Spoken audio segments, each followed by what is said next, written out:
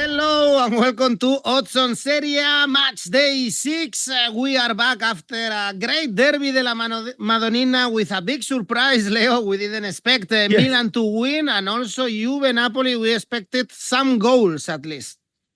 Yes, absolutely. After 6 derbies without a win for Milan, this time it came the 2-1 for the Rossonero, but it was unexpected. Absolutely. I was not expecting Milan to win, but in the end, they could have been even more than the 2-1. Well, let's see what we have in this match day. Roma, Venezia, Napoli, Monza, Genoa, Juve. Yeah. So, guys, stay with us. As always, don't forget to press the like, subscribe to our channel, leave your comments, and now let's go on with the show.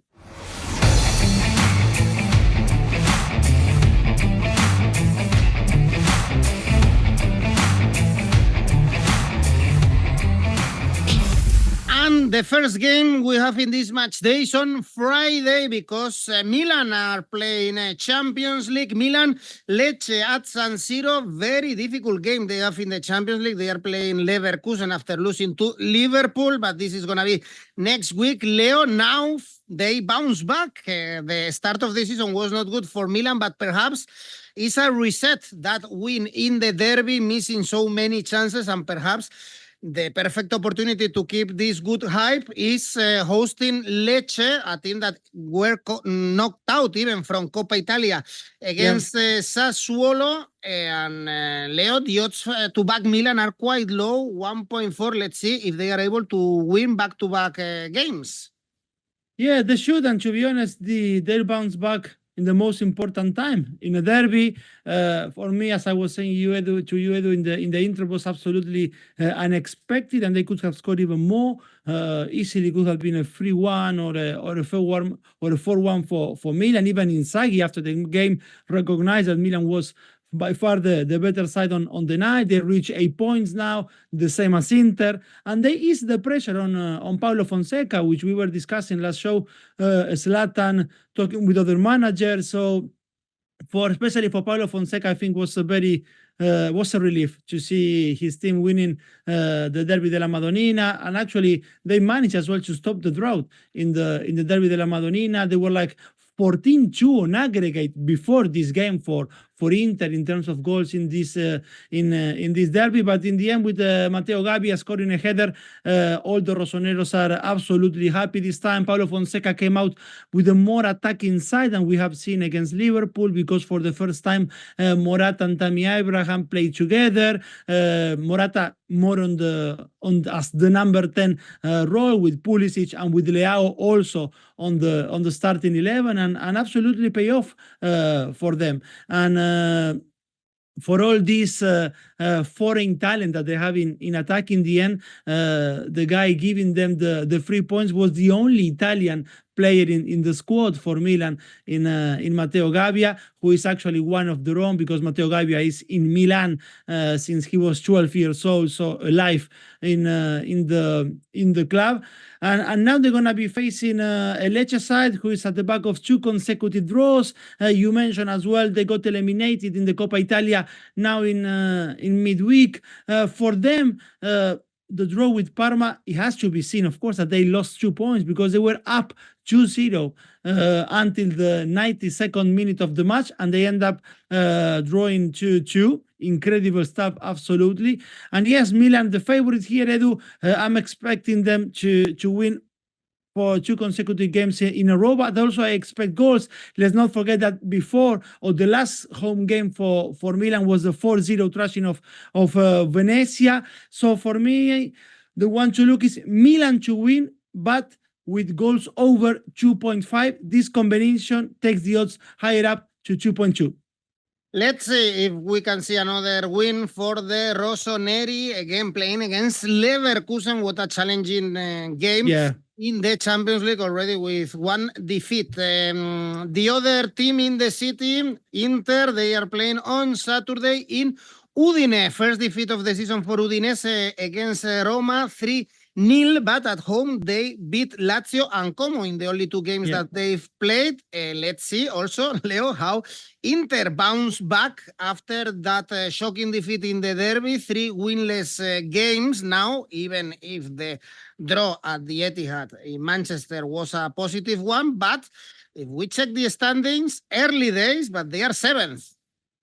Yes, they are, and 8 points is not what everyone was expecting from Inter after 5 match days, and especially no one was expecting their display in the Derby de la Madonnina after what we have seen in the Etihad, when they were the better side against Manchester City, and on a night when they haven't used some of their usual starters, and then against Milan, Inzaghi had from the very beginning Di Marco, Pavard, Dumfries, and Lautaro, but that was not enough. Not just not enough in terms of the scoreline, but not enough in terms of the performance. I thought Lautaro was going to kickstart his goal-scoring campaign in the derby, to be honest, but the reality, Edu, is that he has only scored once in a competitive game since February. That is a lot of time for someone who was the goal scorer of Serie A last season. It's true he set up Di Marco for the equalizer, drawing 3 defenders with him before returning the ball to Di Marco. But at the moment, he's lacking the ruthless sharpness, which on a different night for sure may have given Inter the win. And for Udinese, it was a surprise to see them top of the league last week. It was short-lived, as you said, because they lost 3-0 in the capital. The only positive for Udinese on the night, Edu, I would say, is like 𝗀𝗏𝗏 is a surprise recipient of a provisional call for the France squad. He has enjoyed a fine start for Udinese this season, scoring 3 goals and assisting 1. I could see, yes, of course, Inter bouncing back here, but at the moment, they're a little bit unpredictable, Edu. So I will go for goals under 2.5 here against Udinese, odds of 2.1. Let's see what they do. It's never easy to go to Udine. It's gonna be easier to play against Red Star, I guess, in the Champions League. Next game is Genoa Juventus. Genoa had a difficult week and they played the Derby de la Lanterna against Sampdoria, ended up in penalties in Coppa Italia, and they also lost to Venezia, so not a good week for Genoa. Juve, another goalless draw this season against Napoli, 3rd one already in the season, and still no goals conceded in Serie A. The old lady, the old vecchia signora. Yes, and just one little point about the derby that Genoa lost on penalties last night on Coppa Italia. By the time we are talking, Edu, the match finished like 10 or 9 hours ago. I think the Ultras are still fighting, okay, in the center of Genoa. It was a bit of a disaster there for the police to control that. But yes, another draw for Juve, Edu. Amazing defensive stuff. Yeah, we have to say they are the only side yet to concede a goal in Europe top 5 leagues, but they also now remain, Edu, goalless since the beginning of September in this domestic campaign. 2 consecutive 3-0 wins in Matchday 1 and Matchday 2, but the goal drought since then. Dusan Vlahovic got subbed at halftime against Napoli. He touched the balls, only 6 times, Edu, Dusan Vlahovic in the match in that first half. He was replaced by 𝗵𝗏𝗏, who is not even a center forward, but he still came on for Vlahovic. We all know that no one will care how many times Vlahovic touched the ball if he scored. That's how it works. But it's true as well that in Bologna, for example, Thiago Motta was used to work with someone like 𝐿𝐵𝐵𝐻𝐿, who could drop in midfield, who could drop deep and link up with the midfielders and create space maybe for wingers to make runs inside. That is not the case with Vlahovic. And he's neither Lukaku, like someone who's going to hold the ball very well. So if he doesn't score soon again, I can see even Motta using Nico Gonzalez as a false 9, to be honest. So we were coming from Udinese Inter talking about Lautaro and his troubles. Well, Vlahovic has troubles on his own as well in this Juventus. And for Genoa, yes, a forgettable Matchday 5 after losing against Venezia. who was at the back of a nightmare on match day 4. They were very, very poor, Edu, and they were poor also last night against Sampdoria in the derby. They did not even take courage after Golin saved a penalty in the second half, with the game still 0-0 at that time. And to make things even worse, Ruslan Malinovsky suffered a broken ankle, and he already had surgery, and he's gonna be missed for a long period of time. So Edu, despite this goalless or this draw in front of goal for Juve, is Genoa in front of them, so I trust Juve to win 2-0, which takes the odds higher, 2.63. Genoa were so lucky also to get a draw against Roma. They also drew with Inter at home, so a bit lucky. Juve should win this one. They play RB Leipzig in the Champions League, and the other two teams involved in the Champions League are playing together in the Renato Dallara Bologna Atalanta. First win of the season for Bologna, 1-2 in Monza. We didn't believe in them, but they won with a goal scored by Castro. They are playing at Anfield, and Atalanta, Leo, terrible second half against Como. It looks like they completely switched off and they lost. Yes, absolutely, and what a nice goal from Santi Castro, scoring his second one in Serie A. He already doubled the tally from last season. Santi Castro, the ex-Vélez player, last season he scored only one, but it's true he arrived to Bologna in January. First win for them so far in the season for Bologna. And it was a well-deserved one, to be honest. They done well, much better than in midweek against Shakhtar Donetsk for the Champions League. Vincenzo Italiano really shaked the starting 11. He made 5 changes to the game against Shakhtar. So I want to see if he repeats the same or a similar starting 11 that got the first win against Monza, or if he goes back to what we thought was his preferred starting 11 against Shakhtar Donetsk. And talking about confidence, what Atalanta has done, it was very strange, because they were on a high, actually, Edu, in regard to their win against Fiorentina on match day 5, and the draw with Arsenal in the Champions League. They should have won that game if it wasn't because of David Raja's heroic saving that penalty against Matteo Retegui, and then also saving the rebound against Retegui. But defensively, they were very poor. They were all over the place in the second half against Como, after going to the halftime winning for 1-0. They could never find Sergio Roberto. They could never find Nico Paz. And in attack, they did not create many chances. Lookman managed to score the second one from the penalty spot already on added time. But before that, not too many chances for Atalanta. I know that the odds for Atalanta are good to win 2.5, but personally would not go home or away here. I will be pointing to both teams to score yes, which is 1.76, good enough for me, Edu.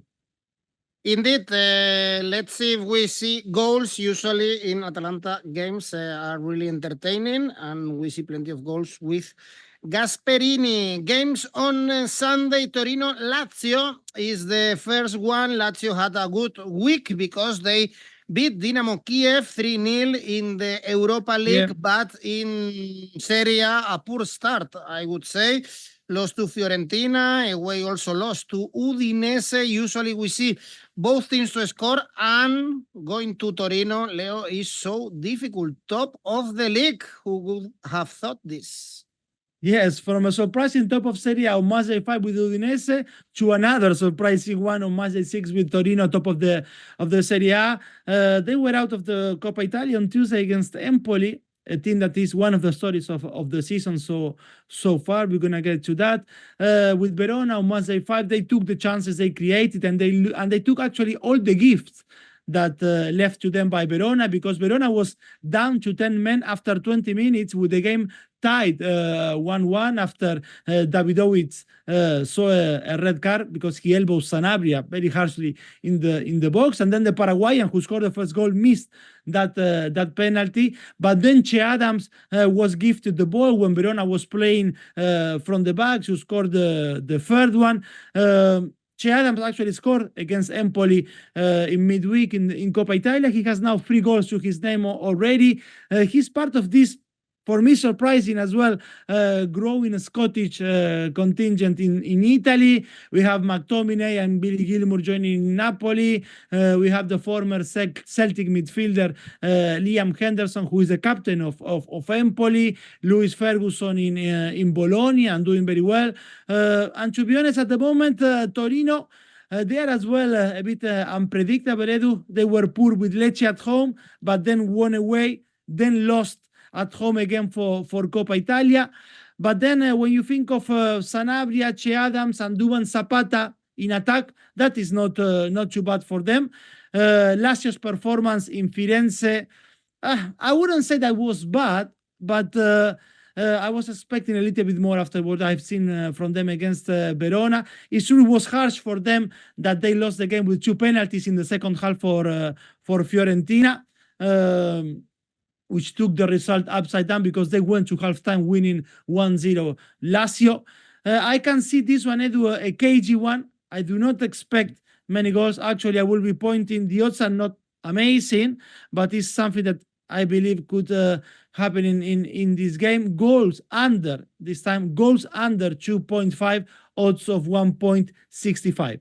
It's very difficult to go for the 1x2 market, as we can see in the odds. Really, really high odds for all the outcomes, so very difficult to predict. The other team of the capital, Roma, playing at home against Venezia. They are also playing at home in the Europa League against Athletic. And 𝗀𝗏𝗏 got himself the first win of the season on the bench of the Roma team of the giallorossi, with 𝗀𝗏𝗏 scoring, assisting, also Dybala, important player always when he's fit for Roma. Little by little, I guess, Leo gaining confidence. In our Europa League video, Alain Valnegri said that 𝗀𝗏𝗏 was a good fit for Roma. He was optimistic of seeing him in the Roma bench. He could be a good fit, but I don't think so that what we have seen against, what I believe that what we have seen against Udinese could easily have happened with Daniele De Rossi, because the match before his team was doing fine. We will see. We spoke last show as well that after the sacking of the Rossi, the Olimpico was going to talk, and the Olimpico talked against Udinese. The ultras left the Curva Sud empty for 30 minutes. There were numerous empty seats, Edu, in the Olimpico, which is very, very strange. For the last 3-4 years, every time Roma played at home, we have seen full house, sold out, and that was not the case on Sunday. The backlash from fans over the Rossi sacking also took the job from the sporting director, from the chief executive, Lina Souloukou. So many things happening also backstage in Roma, and then fans booing captain Lorenzo Pellegrini during the match because they believe that he had a role in Daniele De Rossi's sacking. That one I wouldn't be too sure. But if we restrict just to the football side, 𝗀𝗏𝗏 made already some changes because he played with 3 at the back on the weekend, and once Mats Hummels regains again his physical conditions, he's going to lead, I believe, this back line of 3 players, something new for Roma. Dybala played behind 𝗀𝗏𝗏 and both score, as you mentioned. Nothing to throw fireworks, but a good start, yes, for 𝗀𝗏𝗏.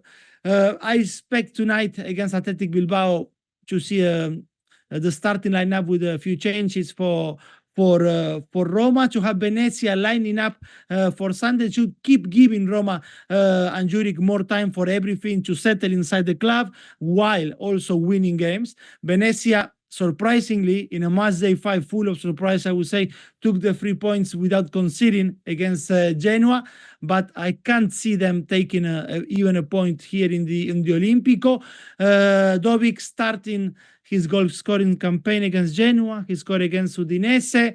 𝗀𝗏𝗏 to score anytime is showing good odds, Edu, at 1.9.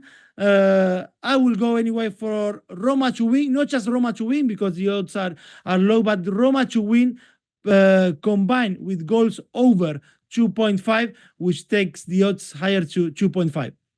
They were also leaky at the back at times against Udinese. Villar made a couple of good saves. So let's see if Venezia could be in the score sheet. First win of the season against Genoa, also first win in Serie A. 𝐿𝐵𝐵𝐻𝐵, Verona, Yes. one of the stories of the Italian football. Great comeback in the second half, as we were saying before. Against Atalanta, some goals were a bit lucky, but some others, the third one was a very good one. For instance, they were also very close to beat Bologna, so I would say it's a good start of the season for Cesc Fabregas' men. And Verona lost to Torino and Lazio the last two games. Yes, I will sign that, what you're saying about 𝐭𝐿𝐴, that's for sure. I like the headline I read on Tuesday. Nico brings peace to Cesc. Okay, so playing there with his son. Another good night for Nico Paz again, and I will repeat it every time I have the chance. I hope he's on the list of Scaloni for the October doubleheader qualifiers. I really hope so. He's doing everything he can to get a call, to be honest. Another game scoring, although he should took a deflection, but also he assisted one with his right foot. A first win that should have come absolutely earlier for 𝐭𝐿𝐴. But not everyone goes to the home of the reigning Europe League champions and manages to win from behind like 𝐭𝐿𝐴, because it was not just Nico Paz, but Sergi Roberto was outstanding. Maxi Perrone, the Manchester City player on loan, also had a good game. And 𝐭𝐿𝐴 is becoming a very entertaining side, I would say. They have scored 6 and conceded 9 so far. They give me like Sassuolo vibes under Roberto De Chervi, you know? Another team who used to be very, very entertaining in Serie A in the last few years. And for Verona, there are no grace, 2 wins and 3 defeats so far.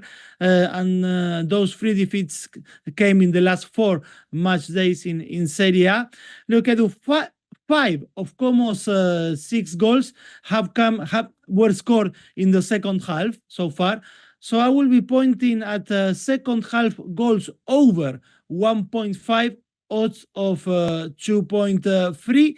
And those who believe that 𝐭𝐿𝐴 can score, as we have said, but they also concede, they are leaky. Both teams to score, yes, Spain 1.9. But again, my tip is second half goals over 1.5. Only one game played at the Giuseppe Sinigaglia. Beautiful stadium, by the way, near the lake, and they were able to draw against Bologna, very close to beat them. And if 𝐭𝐿𝐴 is a great story of success, also Empoli this season, one of the stories of this start of the season. Empoli Fiorentina is the next game. This is a derby in the beautiful Tuscany. Empoli, they even beat Torino in Coppa Italia, as you said before. They beat Cagliari in Serie A, 2 wins and 3 draws, only 2 goals conceded. Fiorentina, finally, a good result in Serie A with Gudmundsson scoring a couple of penalties. Yes, 6 games undefeated in the season for Empoli is actually an amazing start of the campaign for them. Serie A, Coppa Italia, everything seems to be folding on Empoli's side. Against Cagliari, they were by far the better team in Sardinia. Lorenzo Colombo scored again. Already in the summer, we saw good things about Colombo when he was scoring a brace against Manchester City for Milan on pre-season, showing his quality inside the box. But of course, with Alvaro Morata, eventually with Tommy Abraham, there was no space for him in the squad in Milan, and he's been loaned to Empoli. The option to buy him is only 7 million. So at this rhythm, I believe that it could become a real bargain at the end of the season if Empoli ends up buying Lorenzo Colombo. Another loanee, in this case, one coming from Chelsea, the midfielder Tini Anjorin made his full debut and set up Colombo for his goal and have a good game for Empoli as well. And Fiorentina, another one that managed to get their first win of the season on Matchday 5. No, without controversy. I was saying before with Lazio that they have done it with 2 penalties scored by Gudmundsson, the last one on the 91st minute of the match. I really like the start of the season of Empoli. Edu, the odds are not amazing for a double chance, are not super high, but my will be pointing to double chance Empoli in this Tuscany derby. Double chance Empoli, odds closer to 1.7. Yeah, difficult to see Fiorentina as a favorite for this game after this patchy start of the season. Next game is Napoli, Monza. Of course, Napoli should be considered as favorite here. Odds are only 1.4. Great start for Conte after that defeat against Verona, but they have to make themselves stronger at the Maradona, where they struggled last season, and we saw them also against Parma shaking a little bit. Only 1 goal conceded in the last 4 games. Little by little, this Napoli, Leo, is a Conte team, and I think Conte fits with the city of Naples. All together could be a really good combination. Yeah, absolutely. They could spark fire in each other. Conte in Napoli and Napoli in Conte. And De Laurentiis. And De Laurentiis, yes. You add that to the cocktail, and it's a Molotov cocktail, that you have there. Let's see how it's going to unfold. Again, Juve was the first proper test for Napoli. I was wondering where McTominay was going to fit or to play, which position under Conte's prefer 3-4-2-1 or 3-5-2, which system that made him a Premier League winner and a Serie A winner. Surprisingly, Conte switched to a back 4, Edu, against Juve. So basically, having Lobotka and 𝐿𝐵𝐴 in front of the back 4, and having McTominay more in an attacking role as a number 10. And I think that is something very good of Conte, because if there is something that he's been accused in Italy or in England, is that he never usually has a plan B for his preferred system, and to see him changing after 5 games to adapt to the players he has, to see playing 4 at the back, I saw, okay, maybe we're having like also a different Conte this time, with the same fire as we are saying, but someone who is more open to try new things. He took also like drastic actions in the second half against Juve, taking out at the same time his front 3, including Romelu Lukaku and 𝗀𝗀𝗀. Fabio Capello, after the game, drew some criticism of Lukaku, saying that the Belgian striker is not made for the big matches. It's a discussion that Lukaku has been going around Lukaku in the Premier League and in every club he plays so far, that he's not someone for the big nights. And yes, he couldn't score. He didn't even have chances to score neither against Juve. Napoli, big favorite here, of course, Edu, against the winless Monza. Napoli to win, very low odds, 1.4. I will be looking at Napoli to win 2-0. That takes the odds to 2.2. All right, and next game is important for the relegation battle, even if still early days. On Monday, we have Parma, Cagliari, 5 points for Parma. They were lucky to grab a draw against Lecce, but they are scoring and they are conceding. Actually, all 5 yes. teams were both teams to score. Cagliari looking bad. Leo, they only won in Coppa Italia against Cremonese, but no goals scored in the last 3 Serie A games. Yes, absolutely. That win came on Tuesday. And to be honest, Edu, seeing the form of Parma, a team, another one, like I was saying with 𝐿𝐭𝐻, that can score but can concede a lot so far. Yes, I would say that both teams to score, yes, it's a market to go. But being Cagliari on the other side, I wouldn't go, not at all.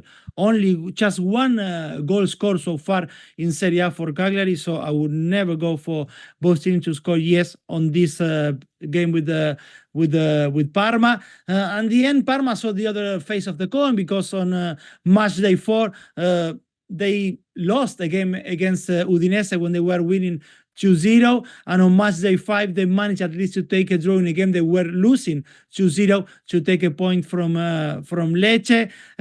Only Napoli, Inter, Lazio, and Milan has scored more than Parma so far. But the problem, and we discussed this, is that they are also conceding a bit too much. For Cagliari, as I mentioned with Empoli, the defeat was very, very bad. They could have even... Actually, I think that they play even better when they lost 4-0 against Napoli. So that tells you a lot about Cagliari's performance against Empoli. They are a team without heart so far, Cagliari. So I believe even though Ranieri retired, somehow, somewhere, Ranieri is trying his suit again, and we never know if he's gonna get a call again from Cagliari. Parma, the favorites here, Edu, they scored first in 4 of their 5 matches. Against Cagliari, I could expect exactly the same. So Parma, first team to score, odds of 1.75. Strange, because Davide Nicola is a specialist in this kind of situations, in bringing up struggling teams. Let's see. Yeah. Cagliari can improve after Professor Ranieri retire. It's no surprise, Leo, in Italy everything can happen. Many times a manager gets fired, then gets hired again during the season, so I wouldn't be surprised. And look, Edu, Chesney retired from football and he's back to be the goalkeeper for Barcelona. So come on. He's living his life in Marbella and now he's called by Barcelona. You never know when another chance is gonna come in your life. Well, Leo, let's finish the video. Safe bet. My safe bet on match day 6, Roma Venezia, first half goals over 0.5, odds of 1.33. 𝐿𝐴 Milan to win, Roma to win, Parma first team to score. All this leaves you with odds of 3.47. Great, Leo. Thank you. Thanks everyone for watching. Thank you. Bye-bye.